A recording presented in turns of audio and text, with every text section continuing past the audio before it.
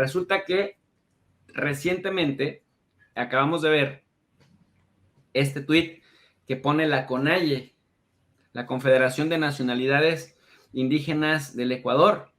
Urgente, grupos de élite de la policía y las Fuerzas Armadas detienen de manera ilegal a Leónidas Issa, presidente de la CONAIE.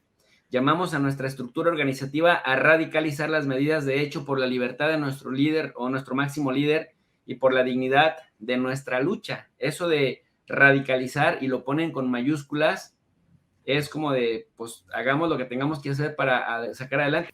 Primero, explícanos, por favor, qué es la CONAIE, qué papel juega este señor que detuvieron sin leerle sus derechos, sin orden de aprehensión y, literal, faltando completamente al debido proceso, Hugo. Sí, bueno, CONAIE significa Confederación Nacional de Nacionalidades Indígenas del Ecuador. Agrupa a todas las etnias, razas y pueblos aborígenes autóctonos de estos territorios que hoy se conocen como Ecuador. Ellos no consideran al Ecuador como su patria de nacionalidad. Ellos son saraguros, son sáchilas, son, en el caso de Issa, que fue capturado a las 12:30 de la noche, o sea, la madrugada del día de hoy. Él estaba en el sector de Pojilí, en la provincia de Cotopaxi, de donde proviene su comunidad, de donde él viene su nacionalidad. Entonces, ellos son países dentro, son naciones dentro del Ecuador. Eso lo respeta la Constitución del 2007 del Ecuador. Ahora, el asunto es que estaban coordinando y organizando lo que iba a ser las manifestaciones del día de hoy. Hay que decirle al país y al mundo que Ecuador en este momento empezó el día lunes con una protesta generalizada, un paro, le dicen aquí en Ecuador, una huelga de la CONAIE, de esta Confederación de Nacionalidades Indígenas del Ecuador, y también de otras organizaciones a la par también, ¿no? Yo no sé si ustedes recordarán que cuando empezó el conflicto de guerra en Ucrania, nosotros hablamos aquí de que los productores del Ecuador que exportaban grandes cantidades de productos agropecuarios a Rusia, se van a ver obligados por el gobierno entreguista de Guillermo Lasso de no exportar sus productos a Rusia, y Rusia es el principal comprador de camarón, de cacao y de flores de Ecuador, y se están perdiendo más de 4.000 millones de dólares. Y ellos salieron a protestar. El primer producto de exportación luego del petróleo en el Ecuador es el banano. Ustedes saben, Ecuador es el primer productor de banano del mundo. Y están perdiendo dinero en cantidades astronómicas. Las mega fincas mega haciendas de banano han perdido su producción, se ha podrido. Protestan en Europa porque Ucrania no puede sacar su trigo y su maíz tal vez de Europa. El banano no puede guardarse en silo, se pudre, se destruye. Pero eso no le importa al planeta, eso no le importa a Guillermo Lasso. No ha pensado siquiera en qué hacer respecto al tema, simplemente dice Ucrania es nuestro amigo y Ucrania no le compra ni 100 millones de dólares al Ecuador. Entonces, estos productores también se plegaron al paro en la costa, pero el gobierno ha considerado que el principal opositor es Leónidas Issa y decidió en la noche de ayer, como está más cerca de Quito, Pojilí está aproximadamente a unas 3 horas de Quito, entonces consideraron que lo que tenían que resguardar era Quito para evitar lo que ocurrió durante el gobierno de Lenín Moreno en el 19, no en octubre.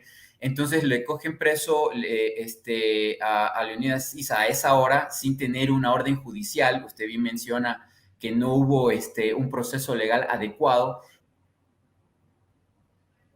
Oye, pues como dice aquí Aníbal Garzón, periodista y también internacionalista allá de Cataluña, Policía y Fuerzas Armadas de Ecuador han detenido al presidente de la CONAIE, Leónidas Issa, como líder del paro nacional, acusándole Guillermo Lasso, miembro del Opus Dei, de cometer actos vandálicos. Si fuera en Venezuela, Nicaragua o Cuba, el imperio hablaría de violación de derechos humanos. Estamos hablando, querido Hugo, y que las casi 4,000 personas que nos acompañan escuchen esto, me parece, la organización indígena más importante de toda América Latina y más politizada. Yo no conozco un ejemplo de comunidades indígenas que estén tan sólidas en la organización política como la CONAIE, como esta Confederación de Nacionalidades Indígenas del Ecuador. No es Juan Pérez a quien agarraron, no es Juan Pérez a quien detuvieron, es ni más ni menos que el líder del grupo indígena político más importante de América Latina. Y no es un pollito el que se quiere comer Guillermo Lazo. Al aplastar a la CONAIE de esta manera, porque no la podemos entender de otra manera, es aplastarla, violándole el debido proceso, secuestrándolo en la madrugada, violándole todas sus garantías individuales. Realmente me parece que la apuesta le puede salir mal, porque él busca controlarlos por la fuerza, busca asustarlos, pero no está asustando a cualquier organización indígena de 10 o 12 integrantes, está metiéndose con un grupo que lo llevó a la presidencia, ni más ni menos, pero el Es diablo verdad. siempre paga mal, ¿no? Sí, sí, Lazo no hubiera ganado las elecciones si la CONAIE no hubiera apoyado la candidatura de él. Eso es lo que usted acaba de decir, que no lo tenía en el mapa en este momento, es completamente cierto y el Ecuador y el mundo tiene que recordarlo. La CONAIE, el presidente anterior, que también lo conocía, Jaime Vargas, salió a decir, yo voy a apoyar a Rafael Correa porque no quiero un banquero. Al otro día, este señor Isa y toda la organización le quitan el poder al señor Vargas, lo destierran de la CONAIE por ser correísta y prefieren apoyar a Lazo y es lo que estamos viviendo en este momento.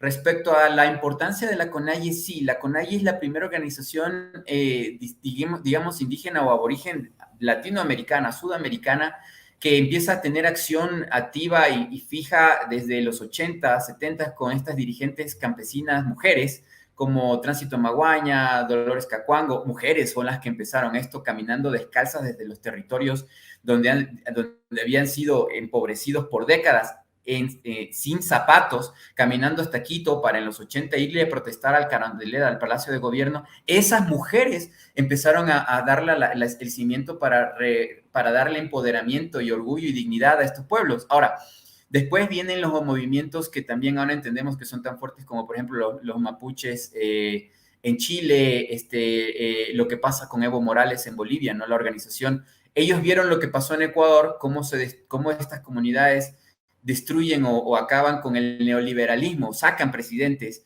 en Ecuador y entonces ellos también ven que la acción política y la democracia es un buen camino a seguir. Entonces, ciertamente tienen un poder, tienen una estructura, estamos hablando de más de 2 millones de personas, o sea, la organización a nivel repartida, a nivel nacional, a nivel del Ecuador, por lo menos están empoderados más o menos unos 2.500.000 personas, que son los productores de la comida del Ecuador.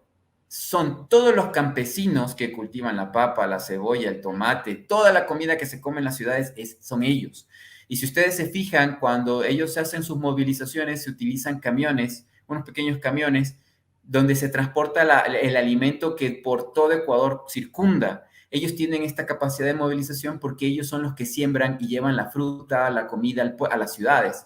Entonces, la estrategia de ellos en este momento, más que golpear la ciudad, es no proveerle a las ciudades y al país de alimentos. Y eso lo vamos a ver paulatinamente con los días. La inflación va a aumentar, va a subir el precio de la comida y de los alimentos. Es lo que también teme el gobierno central. Quiere detener esta estrategia. Es una muy buena estrategia, por cierto, para evitar que sus campesinas, sus mujeres, sus niños sean maltratados y disparados como lo hizo Moreno en su momento en Quito. Entonces ellos lo que van a hacer es hacer un bloqueo, una restricción de alimentos a nivel nacional y eso se va a ir reflejando a lo largo de las semanas hasta que tal vez Guillermo Lazo caiga, ¿no? Entonces, ahí en esa estrategia novedosa e interesante, obviamente van a perseguir a todos los dirigentes. Lazo vino de Israel con la tecnología de Pegasus y otras herramientas tecnológicas de investigación y espionaje.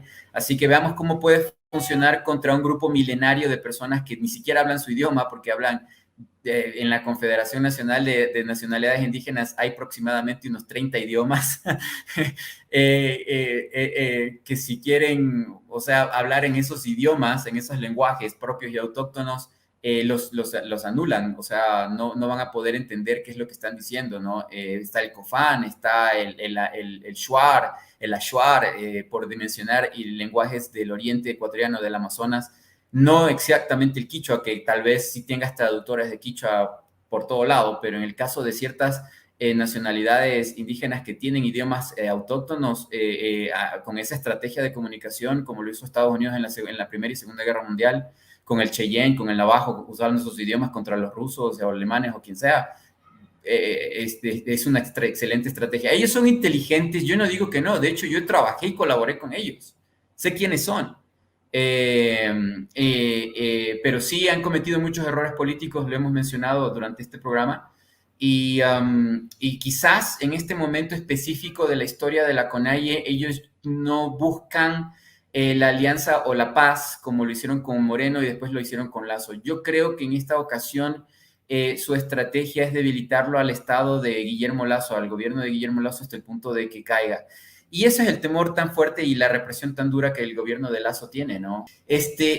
Hay que entender que a Guillermo Lazo le escriben los guiones, ¿no? Tiene un equipo de personas que también son neofascistas, de ultraderecha, Opus Dei también y todo lo demás que le escriben los guiones, pero que fueron a hacer los masterados y los doctorados y estudian los polls y las encuestas y escriben sus guiones o sus discursos en base a eso.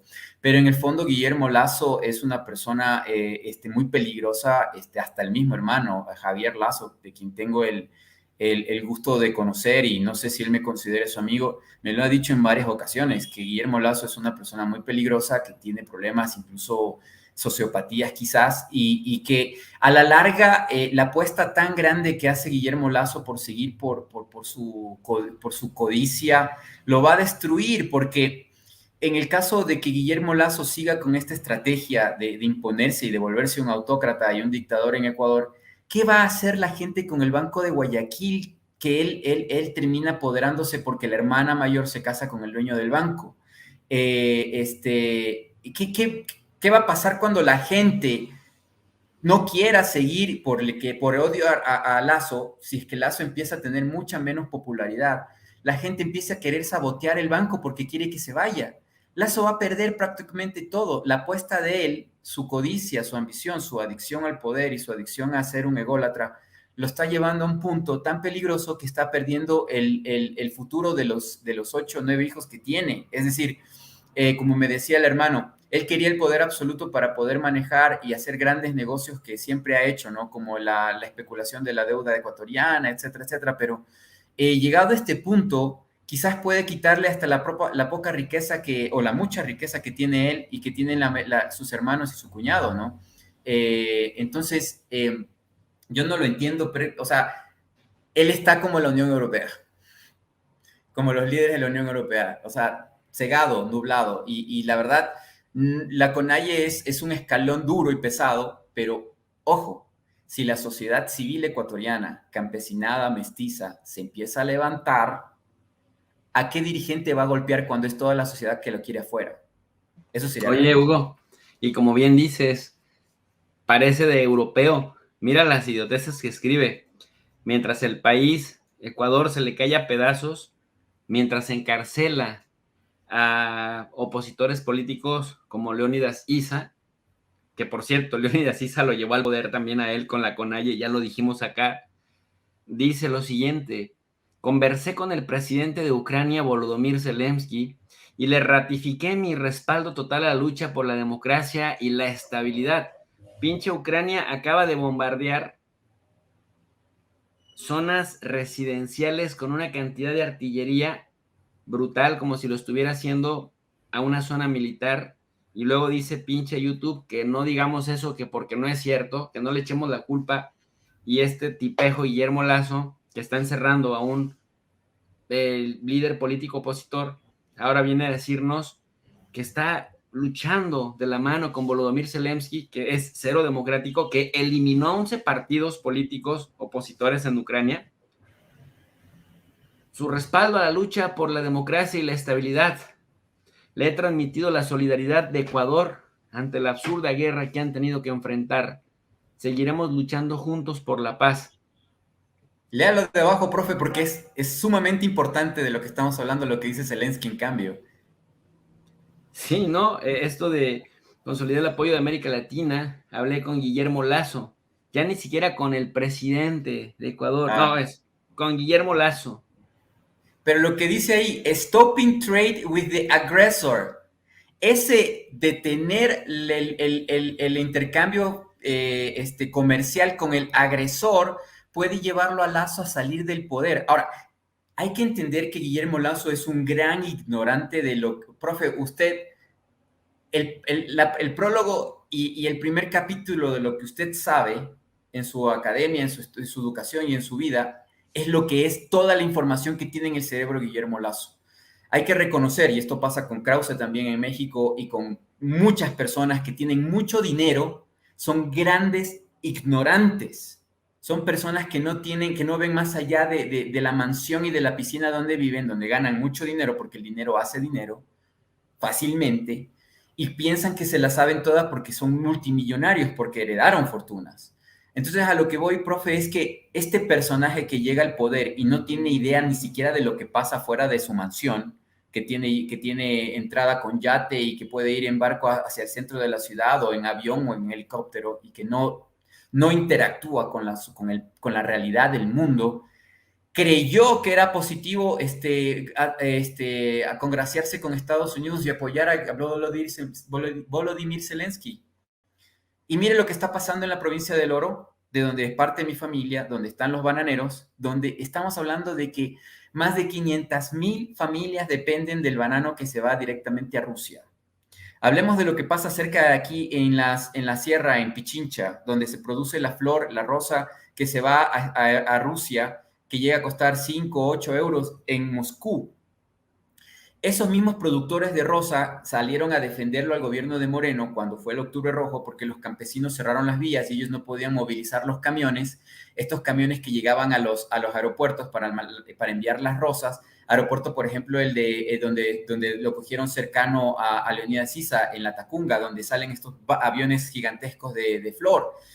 Estos mismos agricultores, después de 3 meses de guerra con Ucrania y de la estúpida acción de Guillermo Lasso de no ser pragmático y de no saber cómo son las relaciones internacionales en el mundo de hoy, que considera y cree que el mejor amigo de Ecuador es Estados Unidos, que no ha leído historia jamás, este mismo personaje se puso en contra a los florícolas, que se fueron en contra de los campesinos y de los indígenas, porque fue dividido el país en su momento, cuando estaba Moreno por caer.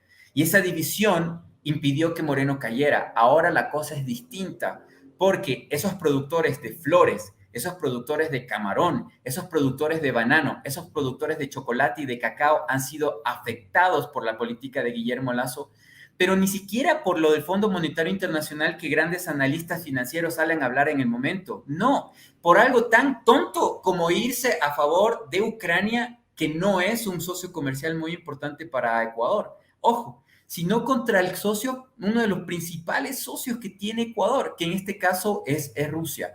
Y ahora también el tema de China. Y ojo, para Rusia, como dijo el embajador, me dijo a mí el embajador de Rusia en Ecuador, Ecuador no es un gran socio porque no es que le vende mucho a Ecuador, pero sí salen miles de millones de dólares de Rusia que compra a Ecuador. Y ahora también está habiendo problemas con China porque, o sea, realmente Guillermo Lasso piensa que en su creencia y en su credo que lo que él hace es correcto y es adecuado. Y realmente si cae del poder es justamente por su propio peso. No veamos un tema como en Bolivia, donde fue perseguido el presidente Evo Morales, no hablemos de Cristina Fernández de Kirchner con los sabotajes, no hablemos del tema de Lula con el Lavallato.